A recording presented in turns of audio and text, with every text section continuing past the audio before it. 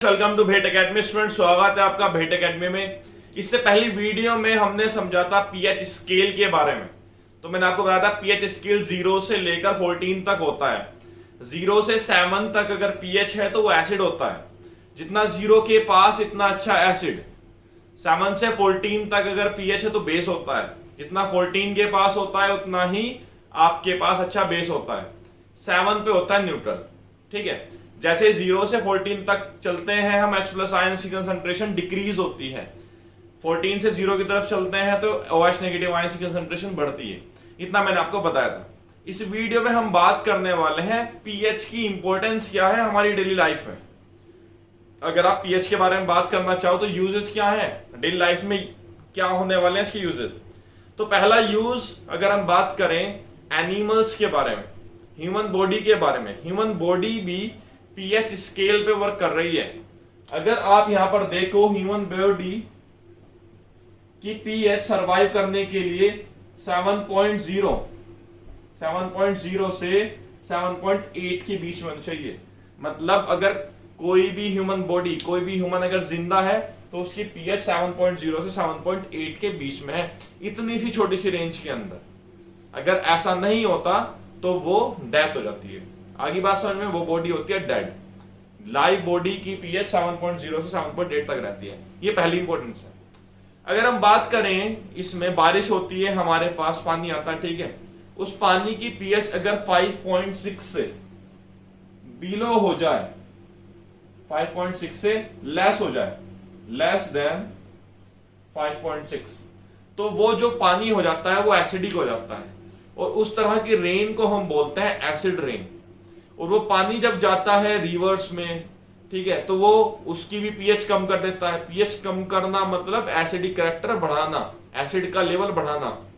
और वो aquatic life के लिए, प्लांट्स एनिमल्स हैं, उनके लिए खतरा होता है। इतनी बात आपको समझ में आई है। तो पीएच की ह्यूमन बॉडी में क्या यूज है और आपके पास यहां पर वाटर में क्या यूज है। नेक्स्ट अगर हम बात करें पीएच का डाइजेस्टिव सिस्टम में, आपको मैंने बताया था गैस्ट्रिक जूस मतलब HCl जो होता है, आप लाइफ प्रोसेस में पढ़ोगे। गैस्ट्रिक जूस होते हैं हमारे पास HCl। HCl का काम क्या होता है? HCl स्ट्रॉन्ग एसिड है, हमारे पेट के अंदर होता है। उसकी पीएच 1.2 है। उसका क्या यूज होता है कि जो भी आप खाना खाते हो उसमें जो जर्म्स होते हैं उनको मारना और मीडियम को एसिडिक बनाना, ये काम होता है HCl का। तो वो हमारे डाइजेस्टिव सिस्टम में है। जब अगर पीएच, ये एसिड का लेवल बढ़ जाता है तो हमें एसिडिटी होती है, उसको एसिडिटी बोलते हैं। और उस एसिडिटी को कम करने के लिए एसिड का ऑपोजिट क्या होता है? बेस। बेस लेते हैं हम मिल्क ऑफ मैग्नीशिया, जैसे मिल्क ऑफ मैग्नीशिया।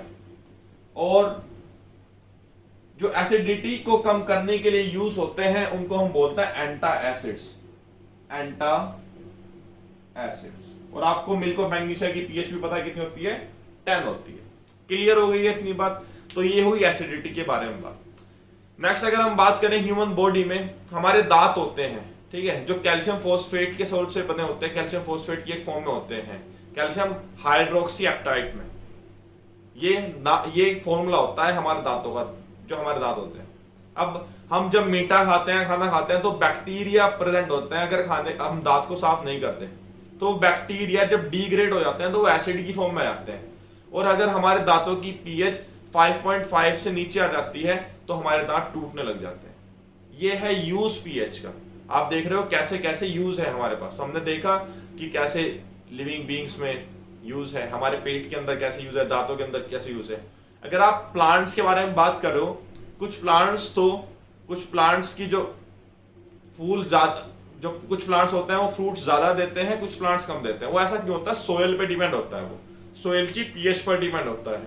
अब सोयल की पीएच आप कैसे मेजर कर सकते हो? सिंपल, वहां से आप 1-2 ग्राम मिट्टी लो, पीएच स्केल लो, आप मेजर कर सकते हो।